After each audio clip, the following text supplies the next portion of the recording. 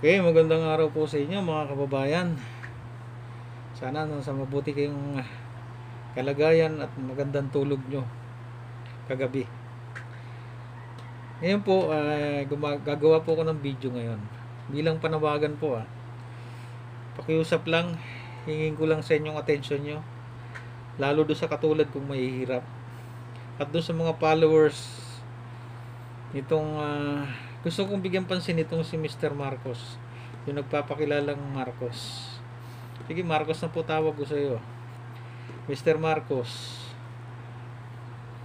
Itong video ko na to, hindi po lumabas ako ngayon para hindi po para sirain ka. Pakita ko po sa inyo. Gusto kong parating sa inyo kung anong kalooban namin mahirap. May karapatan po ako magsalita rito.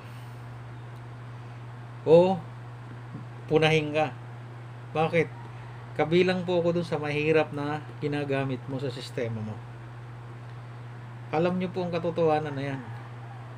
Paala po kayo kung ano masabi nyo sa akin. At doon sa mga followers niya, uunahan ko na kayo, pasintabi.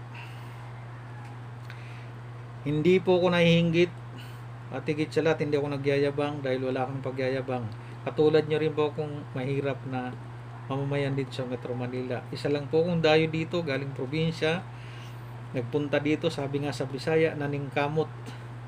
Kaya lang hanggang kamot pa rin ang nakukuha ko dahil sa mahirap ang sitwasyon. Kahit anong tumbling, anong gawin natin dito, sobrang mahirap po ang buhay. Bakit? Ang mahal ng lahat ng bilihin. Diba? So nangangarap din ako kumasenso. Kaya nahihintindihan kita, Mr. Marcos. Kaya lang, parang hindi po tama. May hindi tama sa ginagawa nyo. Dahil kaming mahirap ang ginamit mo. Bandang huli mga kababayan, lalo sa mga followers. Hindi ko kayo iniinsulto o ano pa man. Ang gusto ko lang marinig nyo yung side ko, side natin na mahirap. Hindi pa ba kayo nagsawa? Hindi pa ba kayo nagsasawa sa kahirapan? Hindi pa ba kayo nagsasawa doon sa matagal na tayong niloko, 1986 hanggang ngayon? Nandiyan pa yung mga alagad nila. Matagal tayong niloko, ninakawan, ng karapatan, mabuhay na malaya dito sa bansang Pilipinas. Magising na kayo. Laging kawawa po tayo dito. Tayong mahirap ang laging kawawa. Lagi tayong ginagamit, bandang uli. Tayo pa rin yung maiiwan sa baba. Okay lang sana kung mayaman itong nabibiktima nito Pero tayo, nasabi ng iba, ngayon, sino ka ba? Oo, sino ba ako? Isa ko mahirap. Paano kaya sabi mo, nagyayabang ka, anak ka ng tinapa? Hindi po ako nagyayabang. Wala akong pagyayabang. At hindi po ako nainggit. Bakit? Bata pa ako, tinanggal ko na yan. Yung salitang inggit, inulam ko na po yun sa kaning na may kasamang kamote. Ganun po kahirap ang buhay ko, bata pa. Nangangarap din makaon, kaya lang talagang pag gumagawa ka ng maayos o legal, talagang hirap abulin. Ang hirap. Kung gusto natin makaangat, gagawa tayo ng hindi maganda, manlalamang tayo ng kapwa. Alam mo yan, Mr. Marcos, dahil sa lumalabas ngayon, kasi nung una pa, sa totoo lang mga kababayan, nung marinig ko yan lumabas sa YouTube, kasi nakikita ko rin dati, hindi ako mahilig sa YouTube. Pero dahil nasa quarantine, house arrest tayo, hindi nabibigyan ko rin ng pansin, wala magawa At ang Facebook, hindi po talaga mahilig sa Facebook. Yung Facebook ko, hindi man ako gumawa niyan doon sa company na applyan ko sila dahil kailangan sa trabaho. So nakikita ko, lumabas ito na namimigay ng bigas, mayaman challenge. Hindi ako umanga sa kanya ang nakita ko, may something na hindi, may mali dun Sabi ko, nagpapasikat lang ito gusto lang sumikat, pagkakitahan ng YouTube o kaya itong Facebook. Yun yung nakita ko pero hindi ako lumabas nun, hindi ako pwedeng magsalita kasi sino ba ako? So ginagawa ko, sinubaybayan ko siya nakakainis, lagi nasa labas, lagi nasa 24 oras lumalabas. Ngayon, sabi ko, hindi magtatagal, may pupuna at pupuna dito. So, hindi nga ako nagkamali. So ngayon tong paglabas ko, naiinis ako. Bakit? Ang sakit sa tenga. Nasasabihan nyo itong mga kung sino pang mahirap. Kaya mahirap ang bansa natin dahil marami daw bobo. Sa mga mahirap, bobo daw. Parang hindi naman eh. Ang sakit naman pakinggan yun eh. Pero sa akin, yung napapanood ko na mga vlogger ang nagsasabi dito na tungkol dito kay Francis Marcos, masakit pakinggan, pero parang siya yung nagsindi sa akin na lumabas ngayon eh. Kasi sabi ko, anak ng patong naman oh. Hindi naman lahat ng mahirap bobo eh. At saka wala naman bobo sigurong pinanganak eh. Oo, mahina lang, pero tawagin mong bobo, masakit naman yun. Dahil ako, mahirap po ako eh. Walang bobo, kundi mahina lang. Bakit? Depende sana sa kinain ng tao yan eh. At depende sa buhay, dahil mahirap. Pero hindi ko iniinsulto, mahirap dahil mahirap din po ako. Ang gusto ko lang po, magising tayo. Lalo na sa mga followers, imagine nyo, 1 million na po kayo. Gising po tayo. Magsawa na po tayo. Hindi po tayo makakatayo. Hindi tayo unlad kung ganito ang ating attitude. Yung wala natin pakialam. Hindi ko yung sinisisi kasi 30 years tayo niloko, ninakawan eh. May mga nagpapasok na babasa dyan. Yung may mga vlogger na sinasabing ganito si ganito. Babaser nyo, sasabihan nyo, ayabang mo, sino ka ba? May tinulong ka ba? Meron ako nababasa na, di baling kung ano man yung pagkatao yun, basta mahalaga tumutulong mga kababayan. Hindi masama tumanggap ng biyaya na galing sa ibang taong tumutulong, pero depende naman yun. Mamulat tayo sa katotohanan. Marami dyan tumutulong ng mga individual, mga kilalang hindi nagpapakita, hindi nagsasabi na sila hindi pinagsisigawan. Parang ganito po yan, di ba yung sasabihan nga, kapag tumulong ang kanan, huwag mo ikwento sa kaliwa mo dahil wala na eh, na-receive mo na yung inaasahan mo.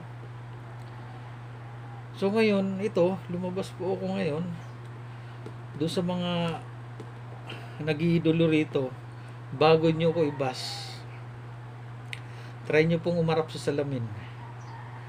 Titigan nyo sarili nyo, tanungin nyo, ano na ba nagawa mo? Meron ka na bang natulong na kahit isang bagay na nakatulong sa taong bayan o naiambag sa gobyerno? O sabihin natin demokrasya tayo, lahat pwede magsalita, pero depende yan.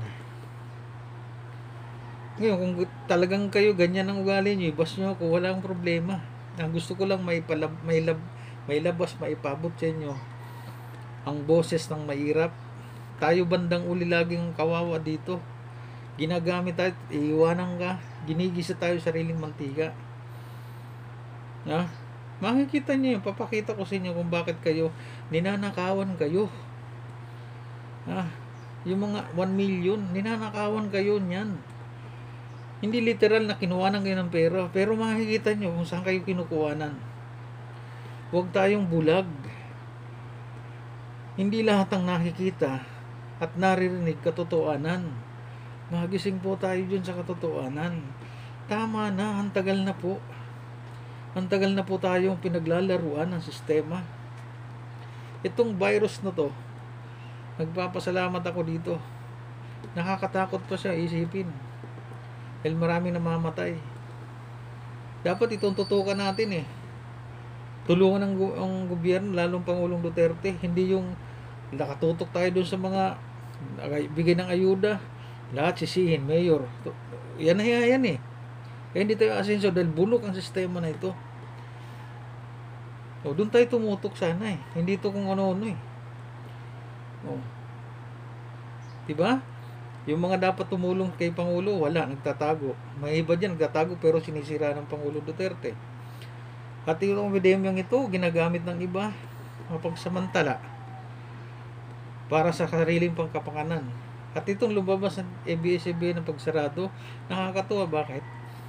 Lahat, alam na nangyayari, na matagal na tayong niloloko, sinasamantala yung kahirapan natin, pinaglalaruan tayo nila, ninanakawan tayo, pati oras, lahat, nandun. Nakakatuwa dahil nandun, gising na tayo. At ang nakakatuwa, maraming lumalabas na ng mga unggoy ngayon na dapat mawala sa pwesto sa gobyerno, di ba? O ito sana rin, bigyan din nyo ng pansin ito. Huwag tayo magpatangay kung ano sinasabi nito. Itong si Marcos na to. Wala yung pinag-iba sa kanila. Kung galit kayo sa Channel 2, galit kayo sa mga nasa pwestong nagnanakaw, at galit kayo doon sa DSWD, galit kayo kay Kapitan Barangay, ito rin dapat bigyan yung pansin ito, hindi yung angaan. Ang nakakatakot to, may mga nagpo-post pa sa inyo na dapat itong nasa upo, dapat magtumakbo senador to. Ngayon sisigaw niya, di raw sa tatakbo ng senador. Sus, itong uring taong ito, nakakita na siya ng opportunity. Ginagrab lagi niya yan. Wala pa man pero gusto kunin yan. Doon ako na aalisin nga natin. Ang dami nga problema ang Pangulong Marcos. Idadagdag nyo pa ito. Ay, Pangulong Duterte. Madadagdag ba to? Yung estilo po nito, ganito yan. Para maintindihan ninyo. Lalo doon sa mga followers. Mr. Marcos, igit mo. Alam ang sarili mo. Ikaw ang nakakaalam nito. Ang nakakatakot nito, hindi ka ba na tatakot? Ngayon ka pa lumabas, epidemya ginamit mo, sinamantala mo yung sitwasyon, at hindi ka ba natatakot sa Pangulong Duterte na walang angat dyan kundi baguhin ang sistema, tanggalin lahat yung mga mapagsamantala, lalo na sa mahirap na tao? Hindi ka ba natatakot doon?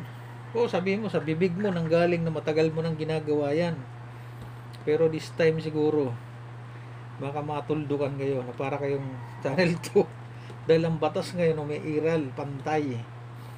Ganito po yan Ang estilo po kasi nito, nung una pa lang nakita ko, sabi ko, wala pong pinagkaiba ito dun sa mangingisda. Yung bibingwit ba? Parang ganito, para makita nyo mga followers niya. Tayo, parang isda. Tayo nasa isang fish pan. Nakulong tayo dun dahil nasa bahay tayo, di ba? Dahil sa virus na to. Ngayon lahat nagugutom o nangangailangan ng tulong. Dumating ito ngayon, nakita tayo doon.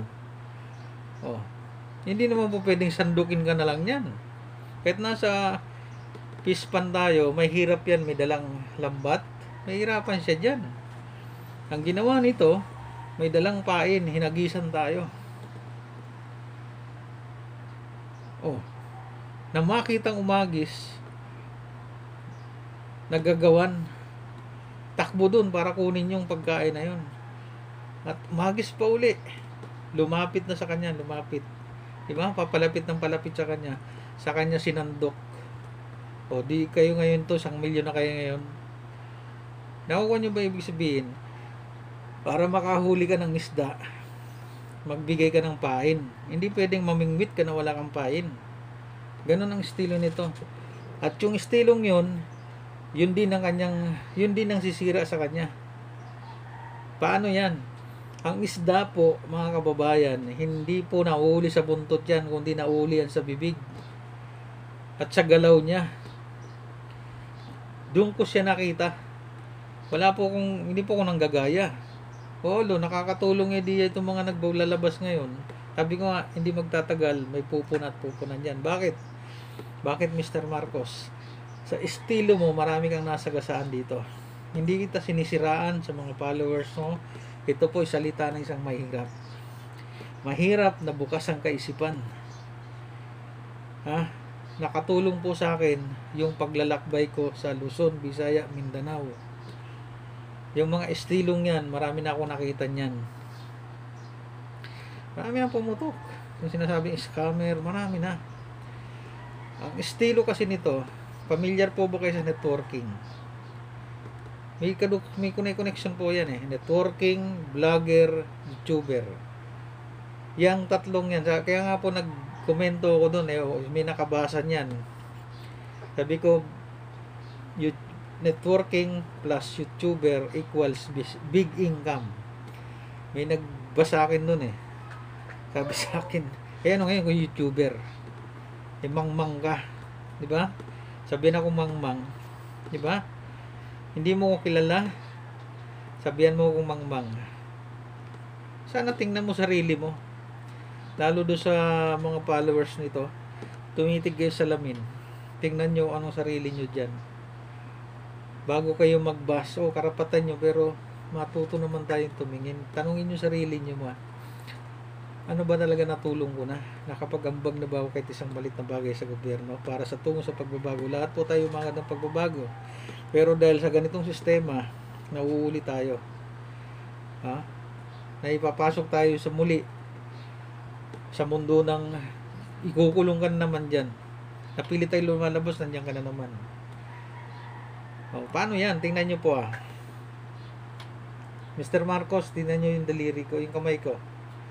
Sa inyong mga followers, mga kababayan. Sa lahat po, tingnan nyo po ang daliri nyo. Kung gising na kayo, makapanood kayo, titigan nyo yung sarili nyo kamay. Kamay ko pangit, di ba? Puro kalyo dahil mahirap. So, ano nakikita nyo dyan, Mr. Marcos? Sa inyo, mga followers niya. Pangit ng daliri. Kung yan ang nakikita nyo, kaya madali tayong maloko. Hindi lahat ng nakikita at naririnig ay totoo. Lalo sa panahon natin ngayon, dapat magmasid tayo, makiramdam. Matuto naman tayo magmasid para makita yung katotohanan. Itong pinapakita kong daliri, ay kamay, may daliri po akong 5. Pansinin nyo, di pantay-pantay. So, ang tao po ay ganyan din. Hindi lahat yan pare-pareho, Mr. Marcos. Dahil sa estilo mo, marami kang nasagasaan. At yun din ang magbibigay sa iyo ng problema. Di ba ngayon? Dami nang pumupuna sa iyo. Kasi hindi lang yun ang YouTuber, ang vlogger, ang YouTube, Facebook, pwedeng pagkakitaan po yan. Nakita ko yan May bata nga dyan kumikita ng milyon, kumikita ng malaking pera dahil sa pagbablog, pag-YouTube niya. Pero by sistema pong sinusunod yan. Diba? May step by step yan. May tinatawag po tayong yung pagtagumpay kasi ng yung lito mong vlogger saka yung mga YouTuber na mga professional na ginawa na nila itong career. Diba may tinatawag po tayong ladder of success. Yung step by step ang sistema, diba? Maski networking, mayroong tinatawag na ladder of success. Maski yung mga may bilyonaryo, mga negosyante, may tinatawag yan ladder of success. O Tagalog po, agdanan ng tagumpay. Step by step. Para makarating ka dun sa dulo. Dahil pag nagawa mo yung step by step yan, nagkaroon ka ng problema, kaya mo siyang isolve. Hindi tulad tong ginawa ni Mr. Marcos na itong mga kababayan, doon sa mga followers niya. Imbes na ladder ang ginawa, yung step by step, ginawa niya, nag-elevator siya. Mabilis siyang nakarating dyan. So marami kayong nasagasaan dito, mga vlogger, YouTuber na lihitimo yung mga tama ang ginawa.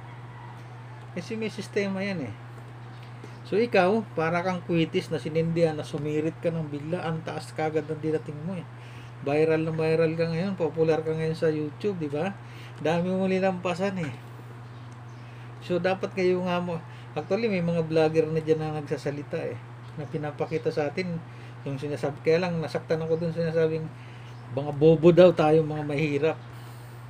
Kaya ako lumabas ngayon Pero bandang uli yung salita niyang bobo nakapag-push sa akin para lumabas dito. Gusto ko pong magising kayo dun. Ninanakawan po tayo harap-harapan. Oo, hindi literal na kinuha yung pera mo. Wala namang kinukuha yung pera pero may mga nagdo-donate, di ba?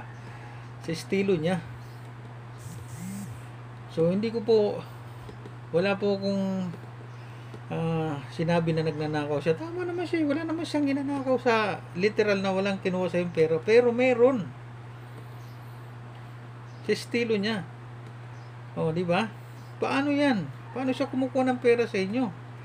Mga kababayan, lalo doon sa mga followers nito. Kapag wala kang load, walang data yung cellphone mo, hindi mo siya nabubuksan yung YouTube, hindi mo mabubuksan ang Facebook mo. So hindi mo siya masusundan. Di ba? Kailangan magpa-load ka para makita mo yung idol mo. Pag may load ka ngayon, pag binuksan mo YouTube o kaya ang Facebook, makikita mo siya. Pag binuksan mo yung kanyang post, yung vlog niya, Automatic yan. Viewer ka na niya. Eh, nag-like ka pa, nag-share. Pasok ka dun sa banga. Hulog ka dun sa kumunoy. Nakukuha yung load mo. Eh, 1,000,000 na kayo. Pag sama-samain, piso lang ang kunin sa inyo. 1,000,000 din yun. Plus yung YouTube, yung Facebook na magbibigay sa kanya ng pera. Di ba yung unang pinakita niyang sweldo o sinahod niya? 4.4 million. Saan ang galing yun? Sa bulsa nyo. Hindi nyo napansin kahit maliliit yun, pero pag pinagsama yan, malaki yan.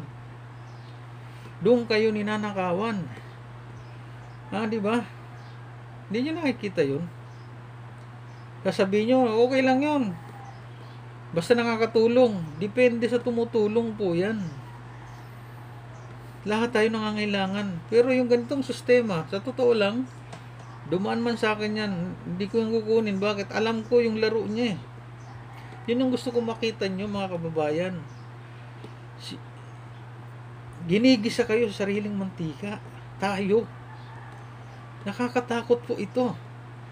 May nagpost pa nga dyan, natatawa ako. Dapat maging senador to. Sko, sumpisa pa lang. Tapos ilalagay nyo pa dun. Kawawa naman yung gobyerno natin. O sa ganito yun. Kaya kung karapatan ko magsalita rito, Mr. Marcos, hindi kita pinayang personal. Gusto ko lang iparating sa iyo. Itong panahon na to. Di ba sabi ko nga, di ka ba natatakot? Kay Pangulong Pangulong Duterte? Na ang ginagawa ng Pangulong Duterte, galit na galit siya sa mga lalamang na kapwa. Galit na galit niya, lalo mahirap ang nilalamangan mo. O sabihin natin, matagal mo nang ginagawa yan. Noon pa man, tumutulong ka sa estilo mo. Matagal ka na, kaya master mo na yan, magaling ka na eh. Nagagawa mo na yan. Pero, may angganan po yan. Parang kwitis yan. Pag sindi, sumibat ka. Hindi alam ang direksyon, basta dumiretso. Ngayon, saan pupunta yan? May babagsak yun. Pagbagsak nun, di rin alam kung saan pupunta. Ito na ngayon yun. Sa madaling salita, mga kababayan, papakita ko sa inyo doon sa mga followers. Wala po akong binabasa dito. Ganito po yan. Nung una, lumabas yan, sabi nga nung anak ko Dati meron dito sabi ko, huwag mong paniwalaan yan. Dahil nanloloko lang yan. Totoo po. Sinabi ko yan noon. Ngayon, hindi ko sinabi noon. Di ako lumabas kasi sino ba ako? Ayokong mangusga para hindi ako mausgahan. Pero base, itong sinasabi ko sa inyo, base dun to sa pinagmasdan ko yan. Pinagdugtong-dugtong kong nangyayari. Ngayon, nakita mo, imulat yung mata nyo. Para makita nyo. Subaybayan nyo. Sa kanyang bibig, sa kanyang kilos, nangyayari yan. At pansinin nyo po, hindi ako perfect, pero nakikita ko, ang pagbablog niya, yung mga pina-upload niya, di nyo napapansin. Halos nagkakasunod-sunod, isa damit. Ibig sabihin, sa isang araw yung ginawa, ina-upload ng paiba-ibang araw lang siguro yan. Yun ang obserbasyon ko dyan. Pansinin nyo sa umpisa pa lang. At yung isang upload niya, doon po pinagbasehan to Nag-upload po kayo, Mr. Francis Marcos. Nagpakita ka ng yung awak mo ng yung ginto, yung bar, gold bar. Sabi ko, tiningnan ko. Noong una, sabi ko, sus, itong gold bar na to, sabi ko, hindi ganito klaseng gold bar Hindi man ako professional sa mga gold, pero kasi malikot din ako, nag-google din ako dun sa kasi nung mapunta ako sa Mindanao, puro mga treasure ang usapan, ginto-ginto. At yung nakikita ko yung mga nagbebenta ng mga gold bar na budol-budol, yung bogus. Sabi ko, ang lakas ng loob mo maglabas. Sabi ko, lakas ng tao nito maglabas ng gold bar. Sabi ko, yung estilo nito kinukumpara ko doon sa mga nakita ko na nagbebenta ng gold bar. Sabi ko, hindi totoo ito. O kung totoo man ito, sasabit ka doon, bakit ka mo? May batas po kasi, Mr. Francis o Mr. Marcos, sa mga kababayan ko, lalo sa mga mahirap, may batas po ang Pilipinas na yung tinatawag na treasure law. Anong ibig sabihin? Lahat ng matatagpuan mo, gold bar dito sa bansang Pilipinas, paghahari ng gobyerno yan. So yung paglabas ni Mr. Francis, kasi doon daw nanggaling ang kanyang yaman eh. Doon sa gold bar na yon, marami siyang ganon. Pwede kayong abuli ng gobyerno doon. Pwede kang tanungin ng Central Bank, bakit mayroong ganyan? Saan galing yan? Pwede ka sumabit doon. Pero yun, questionable sa akin yun. Hanggang sa minapanood ako sa isang video mo na, dahil may nagkapuna doon eh. O anong sabi mo sa paliwanag? Yung gold bar na awak mo, nagpakita ka, saan galing? Dahil ikaw yung taong namimili dun sa arangge ba yun? Bumibili ka ng unti-unti ng mga gintong nakukuha dun sa mga nagmimina. Inipon mo, ito po mga bayan, pansinin nyo, reviewin nyo yan. Inipon niya, sabi niya, inipon ko yun. Tapos ginawa kong gold bar. Sabi ko, tapos ginawa mong gold bar, tapos para pag wala kang pera, chachap-chapin mo ulit yun, ibebenta mo. Sabi ko, wow naman. Yung gumawa ka ng gold bar, napakahirap na. Tapos chachap-chapin mo. Ano yan, niloloko mo yung sarili. Parang kuha ka marati yung sarili mo. At yung laki ng gold bar na yun, nung tinitigan ko ng tinitigan, mayroong Sumatra nakalagay. Meron naman po talagang gold bar na Sumatra. Ganun kalaki. Sabi ko, ang galing naman gumawa nito. Ano yan, sinadya yung nilagyan ng Sumatra? Yung paggawa mo ng pagtunaw na yun. At sa nga mga kababayan, yung alaga nun, yung bigat nun, 6.2 kilo. 6.2 kilo, tapos sabakan mong ganun lang. Mabigat yun. Walang ka-effort, inangat, isang kamay pa nga. 6.2 kilo, kung totoo yun. Tapos Sumatra. So, anong ibig sabihin nun? Bakit nilagyan mo ng tatak? O, di ibig sabihin, may something kang gagawin dun, may plano ka dun. Hindi yung sinasabi mong, pag wala kang pera, lalagariin mo ulit, chap-chapin mo. Sus naman. Pinahirapan mo sarili mo dun. O, tapos, sabi mo pa, ay wala, isa lang, binigay ko na nga sa kaibigan ko yun eh. Kasi ganun ako eh, bigay ako eh. Alam mo yung mga kababayan, doon sa mga followers, subukan nyo pong mag-google kung magkano ang gramo ng ginto ngayon. Meron pong ginto na mayroong 1 kilo mahigit, 1.2 kilo. Yung totoong ginto yung 999.9 carats yun. 1.2 kilo. Sabi natin 1 kilo yung isang bar, gold bar. Alam mo kung magkanong alaga nun?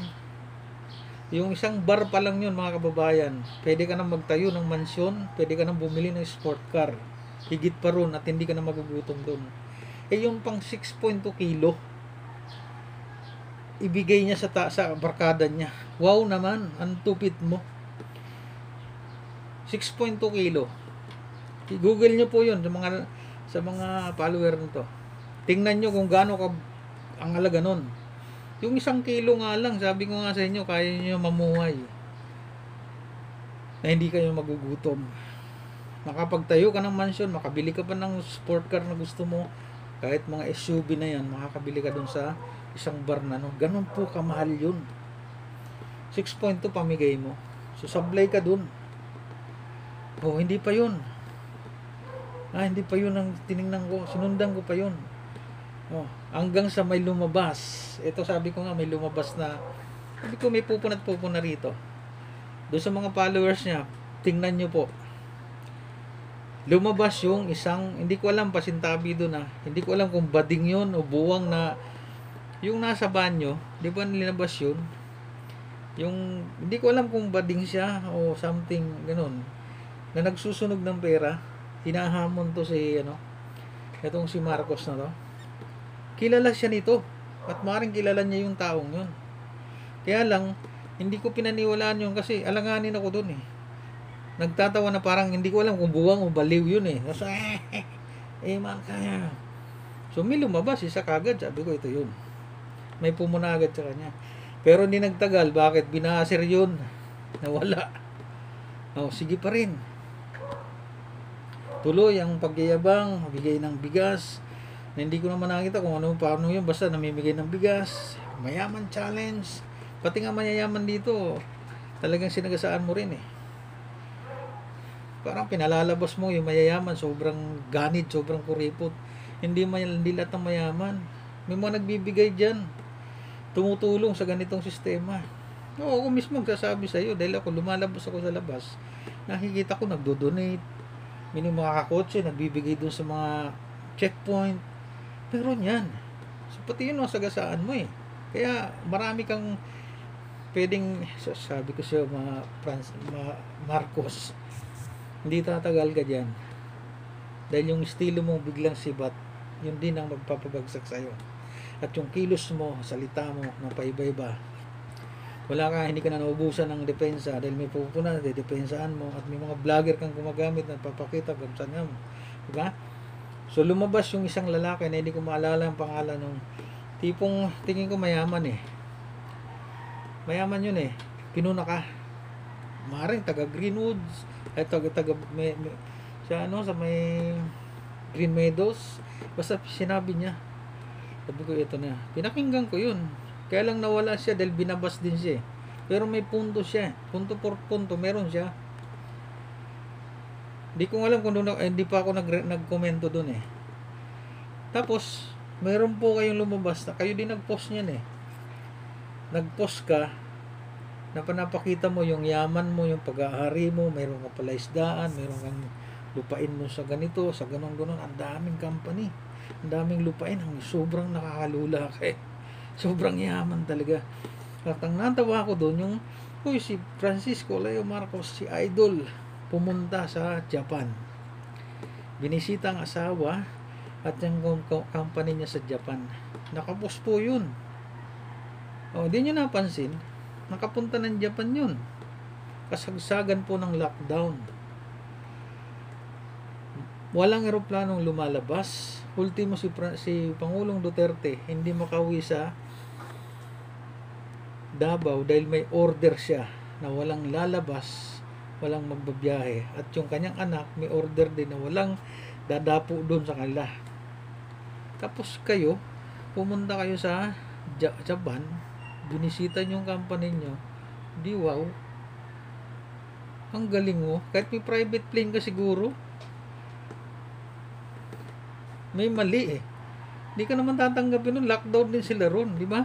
Di nyo napansin yung mga followers. Lockdown. Yung time na yun. Tapos nagpost sila noon.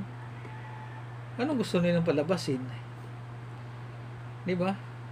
Sa mga kapwa ko, sa mga Bisaya, ano yun? Sumakay sa Sigbin para makarating siya doon. Pero kahit Sigbin ang sinakyan at nakita siya nung tumungtong doon, pwede siyang ulihin doon. Ika-quarantine siya o pababalik din siya. Dahil namamatay ang tao nun eh. Sige, tuloy pa rin yung post nyo. Tuloy. Hanggang sa lumabas ito si Mr. Mahorda. Kaya ito, sabi ko, ito na. Ito na yung may K. Kaya nagkomento na ako dun eh. May K na itong si Mr. Mahorda, si Mr. Manuel ba yan? May K siya. Dahil nasubaybayan ko yung ginagawa niyang pagbablog. Doon ako umanga sa pagbablog ng mga to na may kredibilidad. Sabi nga yung mga vlogger na professional, yung mga YouTuber, sila yung mga success diyan na hindi nang dadama, yung hindi sinasagasaan yung kapwa. Sabi nga sa Bisaya, naniningkamot sila, ginagawa nila yung sistema na tama, ng pagkakita nila ng tama. Kaya nga maraming nakatutok diyan. Kaya lang, di ba, natabunan kayo nito, itong Marcos na to. Sobra, tulin eh. So ngayon, lumabas ito si Sir Mahorda. Pinakikinggan ko yung Stella. Sige, magaling. Magaling talaga siya. Hindi siya basta tao lang. May pinag-aralan, sumarunong. Pinalabas niya yun. Sabi ko, ito na nga yun. Ito na yung totoo. Siya nagkomento na po ako dun. Hindi direktang kayo siniraan ko. Nagbigay lang ako ng talinghaga dun na ewan ko yung mga nagbasa akin, hindi binabasang maayos yung sinabi ko dun. Nagsabi nga, ngayon kung YouTuber, ngayon, yabang mo, mangmang ka naman. Di ba? Sabihan mo kung sabi ko nga, sana binasa niya ng buo. Pasaring lang yun, pero mukhang hindi niya naintindihan sinasabi ko. So, ito, lumabas. Ngayon, meron naman kayong pinos. Nag-post ka uli. Hindi ko nauubusin yung mga pinos, pero binagbatayan ko yun doon. Eto ngayon, si Francisco Leo Marcos, si Idol, nandun sa Amerika. Binisita niya ang kanyang taniman ng ubas, so grapes farm niya. Binisita niya sa Massachusetts. Ano ba yun? Massachusetts. Hindi ko mayawan yung lugar na yung sinasabi mo eh. Pinos mo. Binisita nyo. Anak ng puta, kasagsagan uli ng lockdown yan. Kasagsagan. Tingnan nyo po. I-retrieve nyo po. Kasagsagan ng lockdown. Nakarating ka doon. Eh, ang daming namamatay sa Amerika. Nabawal lumabas. Walang aeroplano kung nakikita. Di ba sa inyo mga babayan? Magpit na pinagbabawal yun. Pero nakarating ka doon. Pinos mo. Sa Amerika namin namatay. Sus. Saan ka sumakay? Aeroplano o sa Sigbin uli? Alam mo yung Sigbin? Di mo alam siguro yun. Nakarating ka doon. Doon ako natatawa eh. Hanggang dumadami na. Hanggang sa pumasok nga ito si Igan. Di ba? May mga newscaster na ngayon. Mga media na ngayon ang lumalabas. Yung kay Mr. Maorda, galit na galit ka. Kung ano-ano sinasabi mo dun sa matanda. Tapos ngayon lumabas itong yung isang sumabog dito, yung galit, sobrang galit mo kay Mr. Calabio. Sabi ko, ano ba nagawa nito? Ano bang ginawa ni Mr. Calabio? Sabi ko, ito, media na rin. So galit na galit, media. Naghanap po ako ng video nun, mga kababayan. Hinanap ko yung kay Igan. Hindi ko naman natapos kasi imiksi na lang yung may conversation sila nung taga-NBA yata yun. Mga followers, pakinggan nyo yun panoorin nyo. Kaya galit na galit yung idol nyo eh. Dahil may NBA na ngayon na namamagitan. Ngayon, dun sa conversation ni Mr. May kasama dun si Miss Ali yata Soto yun, saka si Igan, saka yung nasa boses lang eh. Sa telepono, taga-NBA na kayo yun. So, ang sabi, nung taga-NBA, sa bibig niya nang galing eh. Meron kasi dyan, mga ginagamit yung sitwasyon na itong kahirapan ngayon. May lumalabas dyan na yung namimigay doon ng bigas, mayaman challenge, na yung may ibang sektor, kina-challenge siya, yung mayayaman. O ano sabi ni Igan? Yun ba yung mayaman, yung ba yung sinasabi nyo, yung namimigay ng bigas, mayaman challenge? Ito ba yung si Marcos? Bakit? Iniimbestigahan nyo na? Parang yun yung napanood ko eh. Galit na galit yung idol nyo kay Igan. Galit na galit.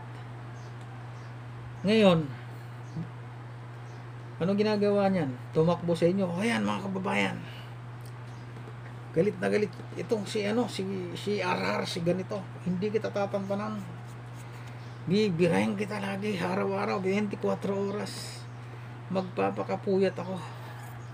Magbablog yan. Nagbablog para kayo. Subaybayan nyo. Sige, share, sige. Doon kayo pasok eh.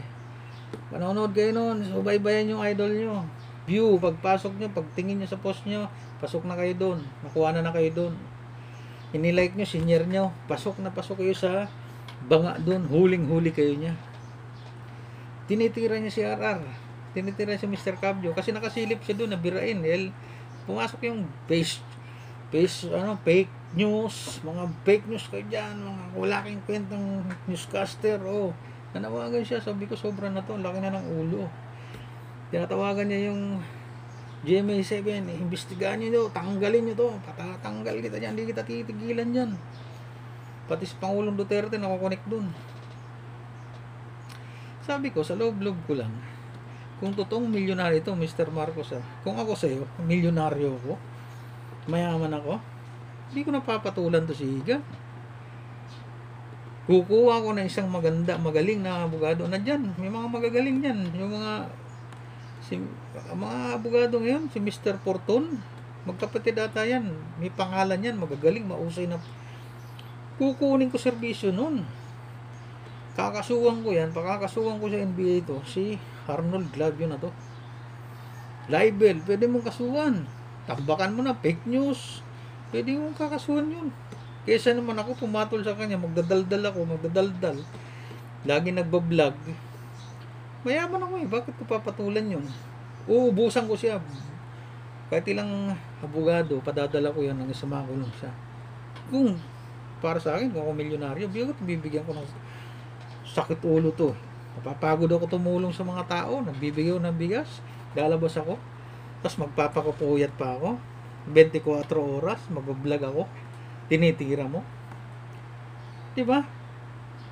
Kung totoo, kung wala kang wala kang intention talaga sa pag-vlog. O, di nyo pa nakita mga followers niya? Unang sweldo, 4.4 million. Saan ang galing yun? Kayo ang nagpasweldo sa kanya. Doon sa pag-like nyo, pag-share nyo, kada bukas nyo ng post niya. Maliit lang yun. Hindi nyo napansin. 1 milyon na kayo ngayon. 1 milyon, hingyan kayo ng tigpipiso, bawat labas nyo piso, 1 milyon yun. Plus yung susweldoin niya, i-convert ni YouTube, ni Facebook, ang susweldoin nito. Diba? Galit siya. Ngayon, hindi lang yan si Mr. Clavio. Si Idol, yung si Rapid Fire. Bakit hindi niya mabira ngayon yan? Bakit hindi niya murahin yan gusto yun? Bakit inihilagan mo yun, Mr. Marcos? Wala kang masilip na pagbira sa kanya? Dahil alam mong pwede kang balikan nun. Ngayon, isa pa si Mr. Kalma, binibira mo din. Yung kinakaya mo, nilalaman mo, at tumihi ka lagi sa kaluluwa sa taong bayan. Dito ka kumukuha ng lakas ngayon sa mga followers mo. Diba? Hindi nyo napapansin yun? Noong nakaraan, na-block daw yung kanyang isang account sa Facebook. Galit na galit siya, nagsusumbong sa inyo, pinapakita sa inyo mga nag-iidolo sa kanya. Ito mga kababayan, ayan binlock ako ng kalaban ko, may haring sus, kung iisipin nyo, sino ba pwede mag-utos dun? Pwede kong isipin si Facebook, si YouTube ang mag-block nun. Bakit? Lumalampas siya dun sa sistema eh. May sistema sila, masisira yung sistema ng Facebook, ng YouTube. Diba doon sa mga vlogger, sa mga YouTuber na professional, yung ginagawa ng tama. Diba pag nagkamali ka dun, pwede ka nang alisin eh. So nagsusumbong sa inyo, kasi kayo nang nakuha eh. Nakuha na yung simpatyan nyo. Kada sasabihin gilos nito, ididepensa niya, hihingi ng tulong sa inyo. Nasamantalang, ginisa na kayo sa sariling mantika, kinuha na kayo, kayo pa ang tinatakbuhan, tayo pa ang tinatakbuhan ito. Kung mayaman ka, huwag kang magsumbong, paimbestigaan mo. Tuloy siya. Tatang nakakainis pa doon. Dahil na-block yun. Di ba naggawa na naman siya isang account, bago. Di nyo naalala yun? May bago na naman siya nakaupo. Nakapaste. So, kung isang damit lang ang kulay eh. Sabi niya, ito yung bago kong bago kong account. I-like nyo, i-share nyo. Bibigyan kayo ng pera. Hindi ko alam kung magkano yung 5,000 na tayo yung nakalagay dun eh. Ang sabi niya dun, gayon din, makakatanggap ka sa akin basta nilike mo, sinyer mo. Nilike mo, share mo. Ngayon din, padadalang kita ng pera. Di nyo ba nakikita? Ngayon din, salita niya, siya? Superman? Lockdown tayo. Tapos ngayon din, salita pa lang eh. Ngayon din, padadalang kitang pera. Basta i-like mo, i-share mo ito. Natatawa ko, meron pa talagang nilalike. Tapos lalagay pa, number, nilalagay pa. Talagang, pasensya na.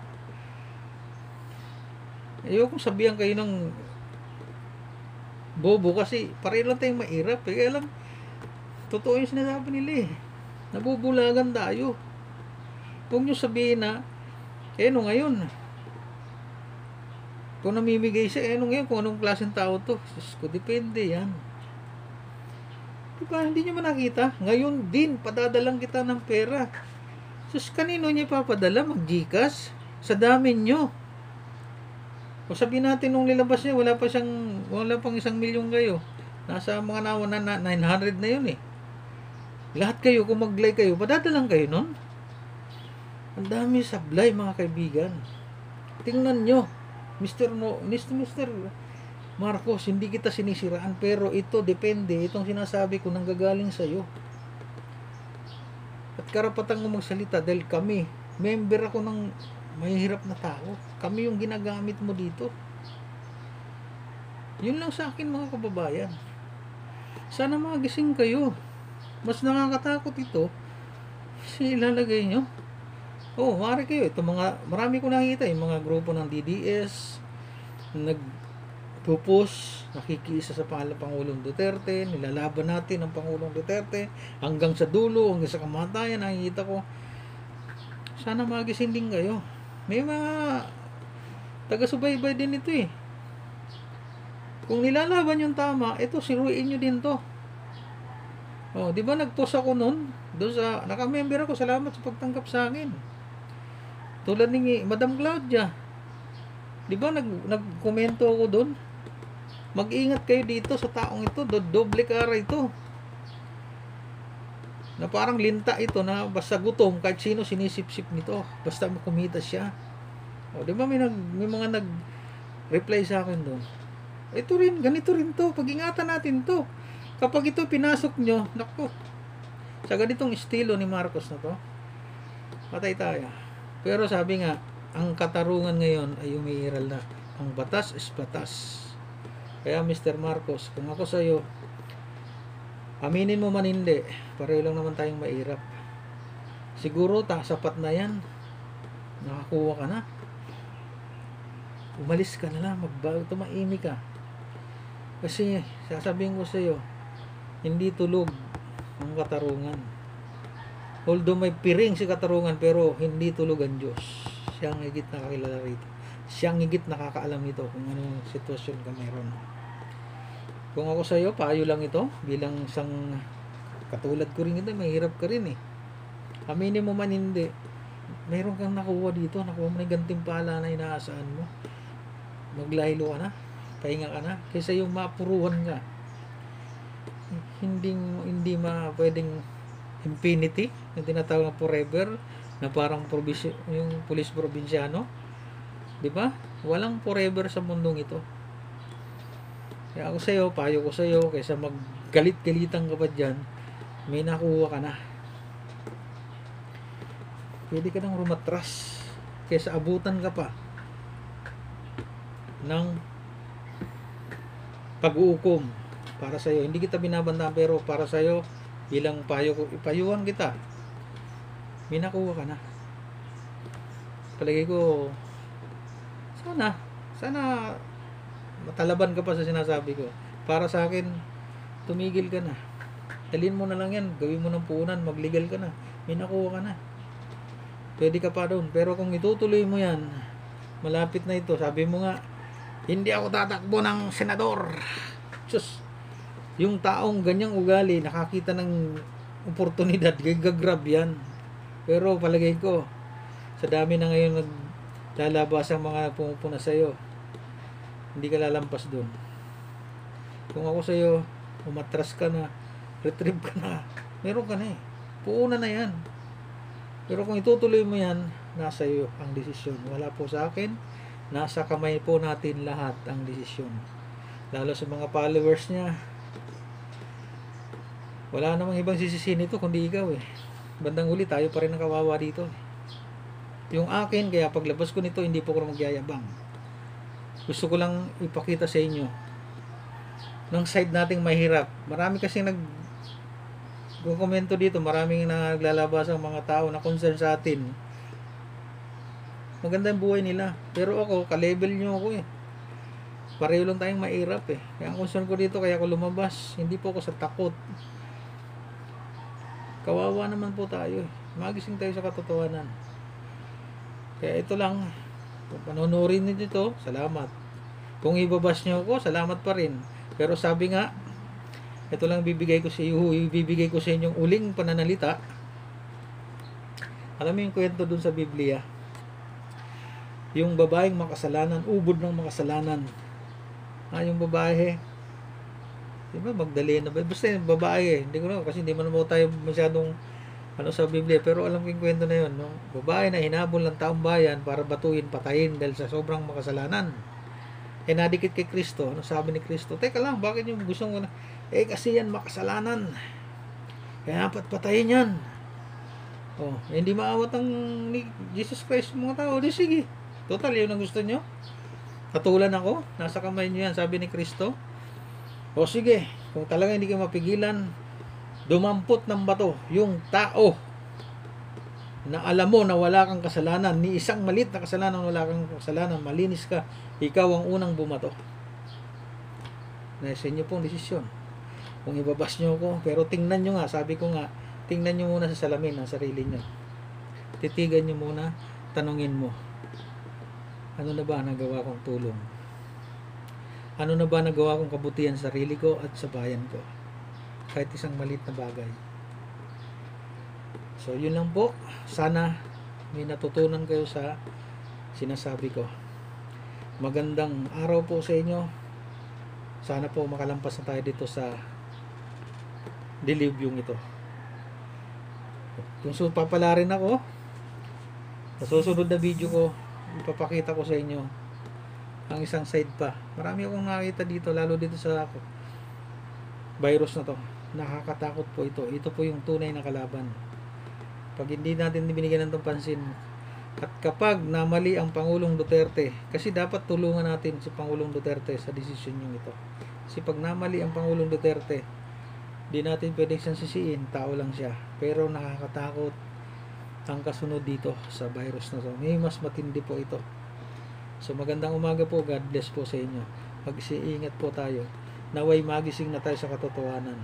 At sa iyo, Mr. Marcos, nasa iyong mga kamay. Patigit mong alam kung sino ka, anong pinagmulan mo. Hindi po masama mangarap, basta't wala tayong masasagasaan. Ladder of access pa rin. Tulad ko, nangangarap din ako. Ngayon, tumigil ako doon. Totoo, hindi naman po talaga tumigil sa networking. Nag-aantay lang ako ng konting panahon pa. Basta, ang alam ko, dalawa lang po tayo dito sa mundo. Isang manggagamit, isang ginagamit. Isang manloloko at isang naloloko. Saan ka doon, kapatid? Magandang umaga. God bless po.